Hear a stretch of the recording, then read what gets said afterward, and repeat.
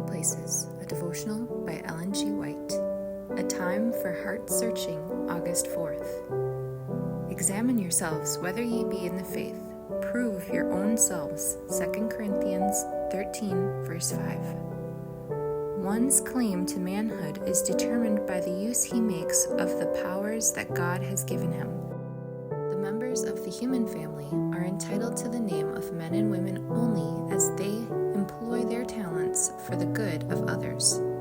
It is when ministering to others that man is most closely allied to God.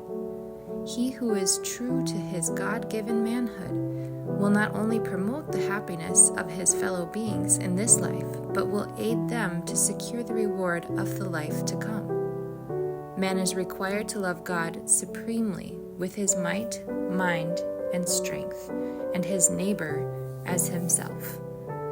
This he cannot possibly do unless he denies himself. To deny self means to rule the spirit when passion is striving for the mastery, to resist the temptation to censure and to speak words of fault-finding, to have patience with the child that is dull and whose conduct is grievous and trying, to stand at the post of duty even though others may fail, to lift responsibilities wherever and whenever duty requires, not to gain applause, not for policy, but for the sake of the Master, who has given each of his followers a work that is to be done with unwavering fidelity. To deny self means to do good when inclination would lead us to serve and please ourselves.